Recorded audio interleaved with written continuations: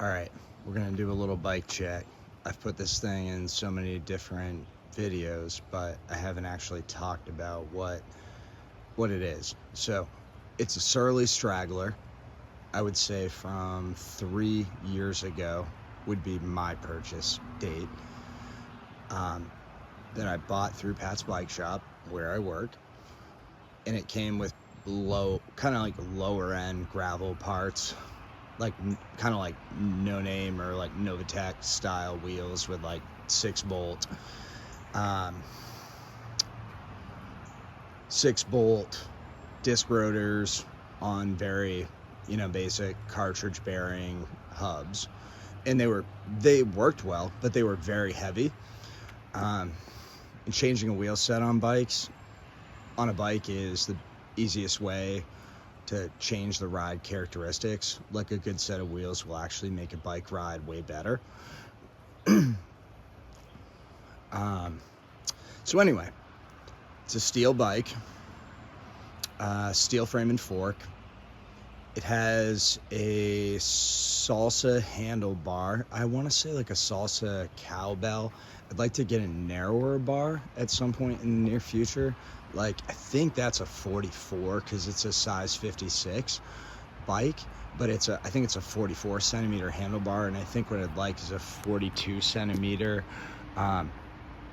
like salsa polished aluminum with like flared drops.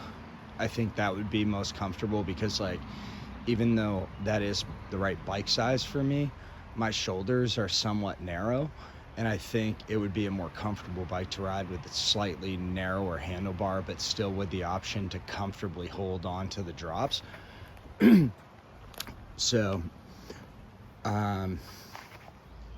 this year I had replaced this wheel. They're mismatched wheels. At some point I would like to build a set of wheels. What I really want is like purple Chris King hubs, purple Chris King disc hubs, center lock with matching purple cabs, not cabs, but lock rings. And I think I would like to use, I'd like to just have them built up by probably like quality bike parts, QBP, because they do hand built wheels. And I build I built 8 zillion wheels, and I love wheel building, but it's hard when it's busy to put that much time in, and I'd rather just have something that's already pre-built, like that DT GR 1600 wheel is. Like that, I want to say that was maybe like, I probably spent like $300 on it. Like, it's a dope ass hub with straight pull spokes, and I'd have to count them and see how many fucking spokes they are, but someone could look at the DT website very easily. They're bladed spokes, actual quality spokes, and a rim with like a 25 millimeter internal width. And then their special edition Panaracer Gravel King tires, which really changed the way that the bike rode. Before, I think I had Maxxis Ramblers that were 47s, and a lot of the riding that I'm doing is like part single tracky, but mostly road. I'm mostly on the road in Hamden, Maine. So these made the bike roll a lot faster. No, it wasn't Ramblers that I had on last. It was like a nicer pair of Surly Nards I think in a 41, but they caused a lot of like reverb on the road, and these really, really improved and changed the ride characteristics of the bike. And lowering, like, it comes as more of a like lazy fat dude, like relaxed angles, stem up high, but I'm more used to like the traditional road race feel. I mean, there were years when I wasn't in good enough shape to like be that to be that like aggressive in that aggressive position. Maybe, probably not. I probably always could have done that, but my body feels so much more comfortable just laid over the bike instead of being like upright in the front. And especially going downhill, having the stem a lot like 20 millimeters lower, and that was cut. That steer tube was already cut and had a new star nut put in because I was like lowering it. So it's been a process of lowering it to like its current position, and I just tried putting the stem all the way to the headset and rode it around the yard, and it did not ride well. And so I just put it back to having 10 millimeters of stack underneath the stem, and then rode it again. That's definitely the proper position. So I'll end up like cutting down the steer tube, 20 more millimeters. I'm gonna order a purple Chris King headset, and at that point I'll cut down the steer tube, and then I'll replace the one spacer with a 10 millimeter, either a carbon one or probably like an anodized purple one. That's what I'll do. And then I'll have the Chris King. It comes with a top cap, comes with a replacement of this that is, anodized and really fucking dope. I think I'll keep the stem for now, because I really do like, I got the stem for free. It came off of somebody's bike who replaced theirs with like a really short stem and wide handlebar, and I'm kind of going in the exact opposite direction. So yeah, these will be gone, and then it will just have a Chris King top, which will be fucking beautiful. And I'll replace those tires with the new 42. I'll only use 42 millimeter specialized Pathfinder Pros, or whatever their new version is. I think they might have another model that's like the new hot model, and I clearly haven't used these tires up, so I'll save these tires and just they can be spares. Okay, so I replaced the seat post with a Thompson Elite seat post that someone left at the bike shop, but it's a fucking really nice seat post. Like, I've taken it apart and I've greased each individual like bolt and nut combo, and I like really washed the aluminum pieces that grip the seat rails. So like I fucking took care of it, and I got this power seat. I was gonna get one of those $300 MSRP specialized 3D printed saddle, but one of our friends, Mark Condon, like good friend, fucking great guy, gave us two specialized power saddles, one in I think this is a 155 width, and then one in a 143 width millimeters. So I took the wider of the two, and it took some playing around with where the saddle was like rail wise, so I had to slide it all the way forward. But the big difference is this came with a laid back seat post, and for that fat old guy with the handlebars way up in the air perspective, so I had to get like a more racy position, I had to put a no lay, how do you fucking say it, it has 0 degree of layback. That's the point. It's straight up and down, so you can basically slam the seat forward on its rails, not totally, but within an appropriate limit so that you don't fuck the rails up. and then slam that forward. So it allowed me with a stem that was, I think 10 millimeters shorter. I think it was only 10. I think it had a 90 millimeter stem or a 100 millimeter stem, and that's an 80, I believe.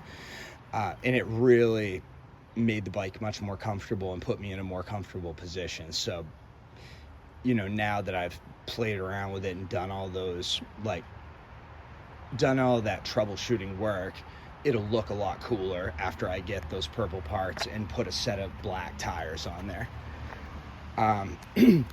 So next thing, got your headlight. I can't remember. I think it's a Night Rider VMAX Plus 150 USB. It comes with like micro USB charger, and it fucking blinks. It does like different patterns of strobes. You can put it on just a flat on, but it's, you know, I don't really do super long rides. I do like anywhere between an hour and a half typically, and this would probably last for like two or three rides, and then if I stop to like film something, I usually take it off. I usually turn it off just so I'm not like wasting it. Sometimes if I just want the light on for something like background, I'll leave it on for fun, but I obviously don't have any racks on it. Like, I'm not fucking doing any touring, but a person could do touring. It's a steel frame, you know, Surly Natch tubing. I think it's like 4130 tubing. These are pink Blackburn bottle cages, which I'm going to take these off and buy purple bottle cages, because I want to do that theme, that like purple theme, to match the purple, which was the Christing drug anyway, that's that. Also, actually, I'll explain that better later too. So I also am going to replace this traditional SRAM GXP 24 millimeter bottom bracket with a Chris King bottom bracket, and I'm gonna get matching purple to the headset. They have a couple of purples, but I think there's only one way to do it to get the matching one. I prefer to have it say like King, where you can see it easy, but I think they do like a set. It's not a set. I'm gonna make it a set, but they do the same colors of purple, same shades of purple with the same lettering. So I'll end up doing a pair, because that's the smart way to do this. And also, that is a traditional 27.2 C post, so that's like, it's common. You can find a cheap one anywhere. We sell like $20 aluminum C post that somebody could buy. You could buy that same thing in Ohio or Oregon or wherever the fuck you are, Hawaii, the Philippines. Okay, so wheels. So I talked about the front wheel. The rear wheel is, I don't know as much about the rear wheel. It's a Easton EA70. It still has a 25 millimeter internal width, which allows for, you know, the wider tires to be expanded. Like, instead of having it on some really narrow rim that doesn't allow for the width of the tire to fully be spread out. Like, it basically balloons over, like a fat tire would balloon over a very narrow rim, but with a proper width rim, a wider tire can do its proper work. It allows it to truly spread out. Zip does some crazy shit with super wide carbon rims and stuff, but they're like, it's probably like $3,000 for a set of wheels. And this type of bike is kind of like anti that. This is like function and just simple beauty over, you know, extreme carbon. It's all metal. You know, like steel frame, aluminum parts. So this wheel has a traditional Shimano 11-speed free hub body, but SRAM makes a 12-speed cassette at a lower level. I'm trying to remember what fucking level it is. It's anyway, it's a 1051, I believe is what it is, and it's a 12-speed that fits on a traditional 11-speed cassette body. So like, if I ever wanted to get, you know, like their high-end cassettes, I'd have to buy a different wheel. So, you know, if I change wheels, which I would love to, they're too much money, but I'd love to buy a set of those purple Chris King disc hubs to match the other Chris King stuff, and build it up to a set of, you know, appropriate rims. Probably something that's like this width. But again, if you bought Chris King hubs, like they're high quality. They'll last forever. Everything is serviceable, rebuildable. Like they're intended to be like functional art pieces that last forever. Just for shits and giggles, I'll show you an example of just one Chris King thing. I only own one Chris King thing at the moment, so.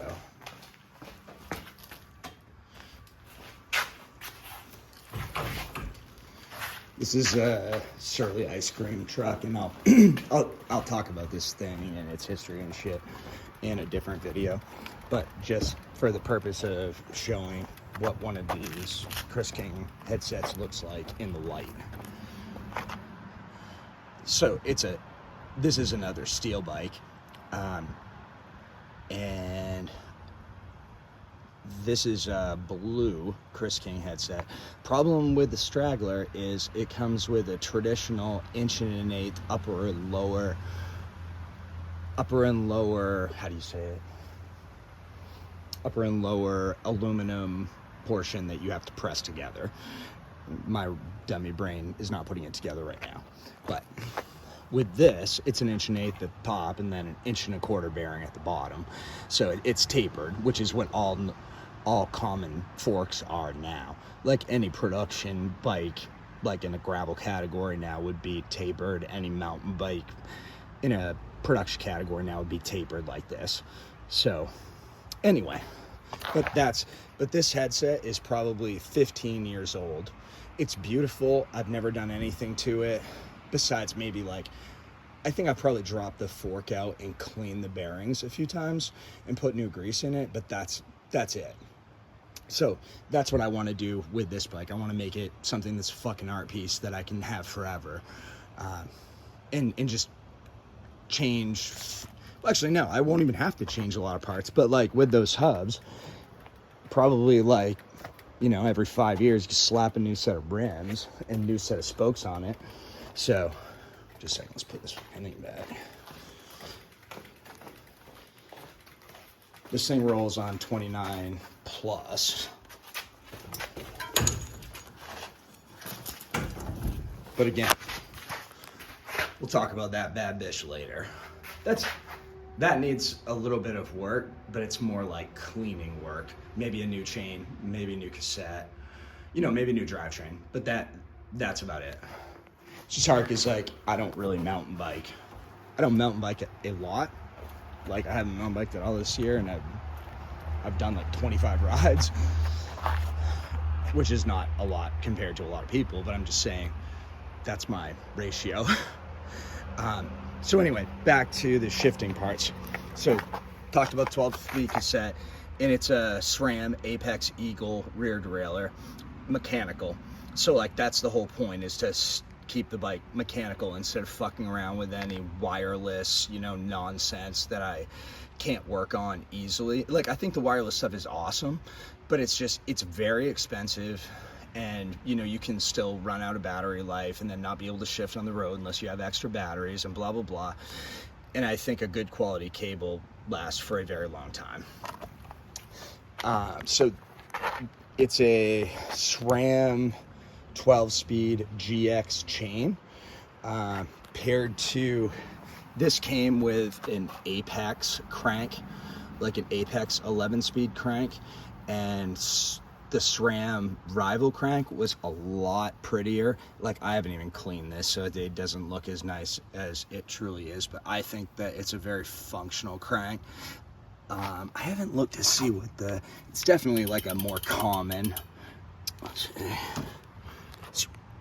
yeah, 172.5, which in today's world, like Mark Condon would ride like 165 cranks, and he's just doing what the common trend is now, of making smaller circles and being more efficient. It's all geometry and physics. And I think that's about it. Oh, actually, no, let's do shifters. So the shifters are SRAM Apex 12-speed mechanical, but for hydraulic disc brakes. And then they're paired to the SRAM. They're paired to SRAM calipers. But unfortunately, because this is like an old school steel bike, like even though